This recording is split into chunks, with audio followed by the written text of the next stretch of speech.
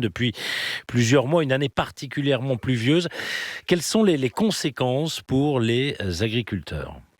Alors les conséquences sont très importantes, à commencer déjà par là le mois de septembre, le plus pluvieux depuis 25 ans, hein, 60% de pluie en quantité en plus, c'est quand même très exceptionnel.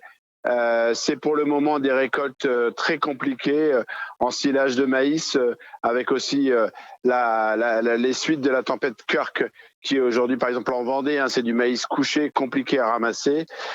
C'est aujourd'hui des semis de blé. Pour la prochaine récolte, on est à 5 à 10% de semés au lieu de 50% d'habitude. Les récoltes de maïs, justement, grains, eux, sont vraiment à la peine. Aujourd'hui, on a à peine récolté 10%, alors que d'habitude, c'est pareil, on est plutôt à moitié, et avec des frais de séchage qui vont être importants. On pensait se refaire, parce que, vous l'avez dit, hein, ça dure depuis l'année dernière, depuis le mois octobre 2023. On a quasiment 50 à 60% de plus de pluie que d'habitude. Et on a fait une mauvaise moisson, on a fait des mauvaises vendanges. Aujourd'hui, on est à moins 22, moins 23% en viticulture. Et finalement, on va pas se rattraper avec les cultures d'automne que sont la betterave, que sont le maïs, le tournesol. Et donc, et en plus de ça, il y a un vrai stress des agriculteurs, puisque quand on ne peut pas semer forcément la prochaine récolte, les agriculteurs le matin sont vraiment très inquiétés. Et je vous parle pas des animaux qui sont aujourd'hui dans des pâtures des fois inondées. Ça signifie quoi, Lux Messer? Des pertes considérables, d'ores et déjà chiffrées ou pas encore? Alors, on est en train de les chiffrer, ça fait des pertes, on l'avait déjà annoncé, hein, là où on fait moins 20, moins 25% de récolte, c'est forcément autant de chiffre d'affaires. En plus, les prix sont pas toujours au rendez-vous. Par exemple, là, en ce moment, on sème du blé. D'habitude, on arrive en semer, j'allais dire plus, mais on va moins vite et on consomme plus de carburant. On sème aussi dans des conditions où on sait déjà qu'on a pénalisé la prochaine récolte. Donc, c'est des éléments qu'on va devoir chiffrer. Ça montre aussi ce qu'on a apporté au niveau de la FNSEA, d'avoir des prêts garantis d'État importants, d'avoir des taux réduits pour qu'on puisse les avoir le plus rapidement possible pour aider les agriculteurs qui sont dans le besoin, soit pour racheter du fourrage, soit pour acheter les semences pour implanter justement très rapidement. Il y a urgence de répondre sur ces éléments-là, et puis faut pas oublier non plus tous les problèmes sanitaires qu'on connaît avec la fièvre catarrhale ovine, qui sont en train de toucher le cheptel ovin et le cheptel bovin. On n'avait pas besoin de tout ça. Est-ce que le gouvernement est au rendez-vous pour vous venir en aide? Est-ce que vous l'avez sollicité? Est-ce que vous avez eu des réponses? Ben, Arnaud Rousseau, le président de la FNSEA, avait donné 15 jours à la ministre pour avoir des réponses sur les prêts garantis d'État, donc les aides de trésorerie, et sur le sanitaire. Sur le sanitaire, ça a en partie répondu, si ce n'est qu'aujourd'hui, il y a quand même besoin, au-delà des vaccins, d'avoir des indemnisations qui arrivent rapidement dans les fermes.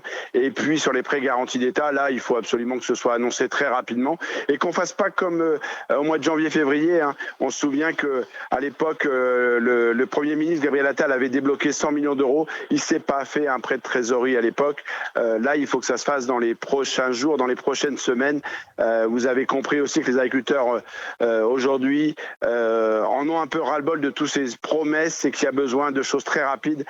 Sinon, rapidement, les agriculteurs pourraient se retrouver dans la rue. C'est-à-dire que par rapport au dernier mouvement, on s'en souvient bien évidemment, mouvement qui avait précédé d'ailleurs le salon de l'agriculture à Paris, vous n'avez pas obtenu satisfaction sur toutes vos revendications à l'époque? Parce que justement, il y avait énormément de choses qui étaient dans la loi, de la loi d'orientation agricole, qui a été suspendue, comme tous les travaux, avec la dissolution de l'Assemblée. Là, on nous annonce la reprise de ces travaux au Sénat pour le mois de décembre. Ça veut dire une loi qui ne sera pas promulguée avant le début de l'année. On nous avait annoncé beaucoup de choses. Vous vous souvenez de la simplification. Aujourd'hui, les normes.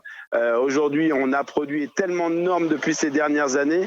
C'est qu'aujourd'hui, je pense que les Français, les auditeurs doivent comprendre, c'est que on nourrira jamais la France avec des normes, mais que par contre, on est en train de polluer, on est en train de surcharger la vie quotidienne des agriculteurs avec ces normes et qu'on n'a pas simplifié.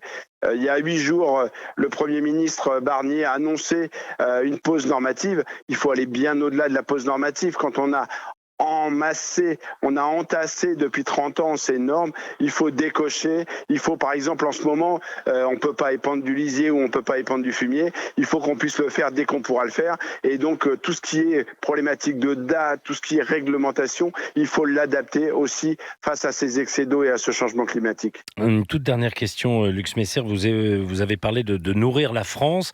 Est-ce qu'avec les intempéries, les pertes que vous évoquiez tout à l'heure, les chutes, hein, moins 20, moins 25% selon les cultures, il y aura des difficultés à prévoir justement pour contenter, on va dire, tout le monde et nourrir l'ensemble des Français?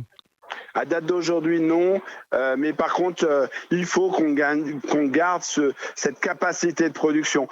Ces jours-ci, on est en train de nous ressortir le Mercosur. Vous savez, ces accords de libre-échange, notamment avec le Brésil, sur lesquels on ne produit pas du tout avec les mêmes moyens de production. Il est urgent que notre gouvernement se saisisse de cette pépite française qu'est l'agriculture, qu'est la capacité de produire son alimentation chez nous. Et aujourd'hui, il est urgent, justement, ces prêts garantis d'État. On ne demande pas l'aumône, on demande simplement de nous donner la capacité, 40, 50 000 euros de trésorerie pour que justement demain on produise chez nous et partout sur l'ensemble des territoires la même chose en fruits et légumes, la même chose en élevage. Et c'est ça qui est important. Merci Lux Messer, vice-président de la FNSEA, agriculteur dans l'Oise.